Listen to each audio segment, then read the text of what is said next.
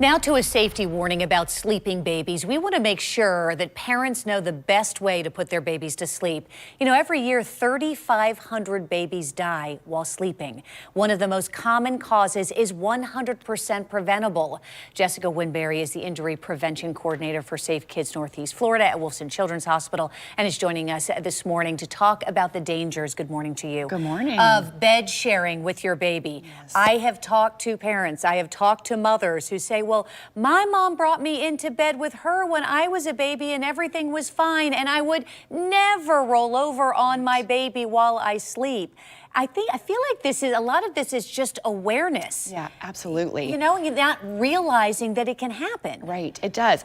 I mean, new parents are tired, grandparents are tired. And so, you know, the best thing to do is make sure we never fall asleep in the bed with our baby, because the bed is the most common place we see things like this happening. And it's not even necessarily rolling over, but you also have to think about who else is in the bed with you, whether it be a spouse, a significant other, a pet. Yep. But also, if you could just kind of remind us the other stuff that this can do, because we're accustomed. We get hot in the middle of the night, as an example. I push the covers off. We can do that. Yep. Well, in our country, we tend to be comfortable. So we've got lots of pillows, we've got fluffy comforters. And so these things can easily get put over a baby's face.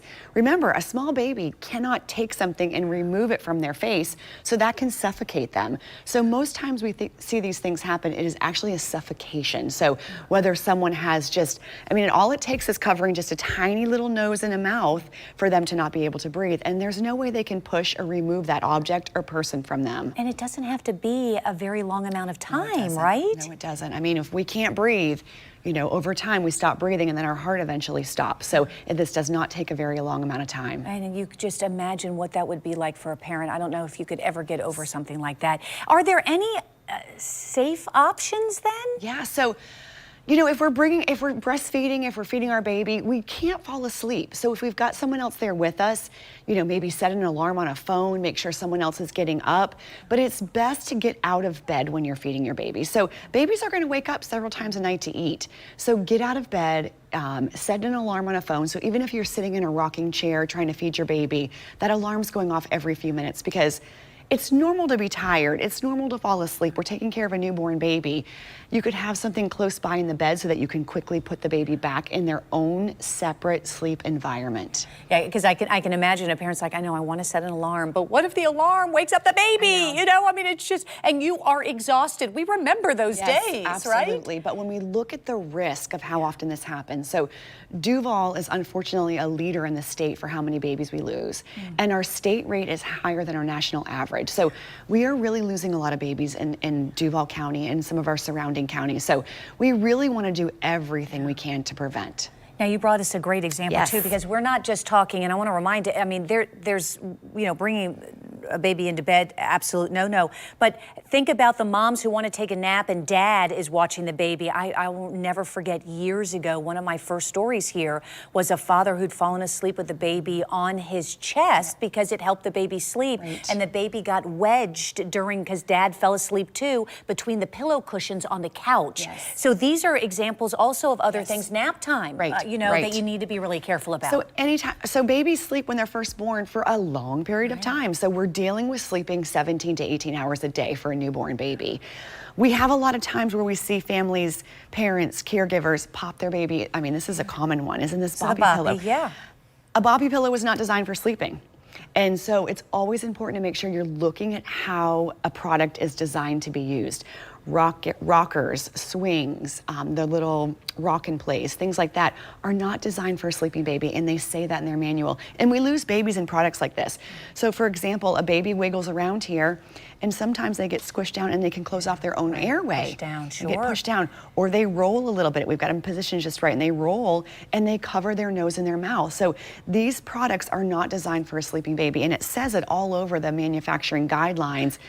But we don't always read those things. I know you brought this. I mean, you have to look at this, look on the bottom. I mean, and it says it quite there, but you know, it's not real pronounced. It's not on the outside, so you just have to, and again, it's like, well, I've seen my friend do this with their baby and everything is fine, and you just don't realize. I think the best thing for parents to remember is that there are 3 safe sleep options.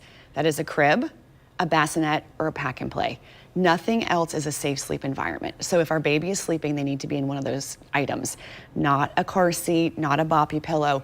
Those are the only safe 3 items, and that would be with nothing else in there. No pillows, no blankets, nothing else in there. Because they don't know what causes sudden infant death syndrome, SIDS, right? But they do believe that it is associated with a suffocation related to a pillow or a blanket or something like in a crib, which is why those bumpers are important not to include either. Exactly, exactly. So, you know, there's items you can buy. This is very confusing. You can go onto Amazon, you look on, you know, all social media outlets, and you see, you know, celebrities and your friends using things that are fluffy and cushy, and it looks so comfortable, but it's not safe. Is there at any point that, as a new parent, that you can stop worrying about this part of raising your child when it comes to them sleeping? Before we move on to the next things that we're worried about. So we typically see this, and I say typically, we typically see this under the age of 1. And it happens more commonly for 6 months and under, but up to about that first year of life, we still see these things happen. There are times randomly where we see this a little bit older, but typically by that first year of life. But we still want to practice those good environments with no blankets, because you know, babies can suffocate regardless. Jessica, thank you so much. I hope that we have taught new moms, certainly, and anyone who's expecting a valuable lesson here too, as they read as many guides as possible on what to do and the safest way to keep your child safe. Thank you for being here. We always appreciate you.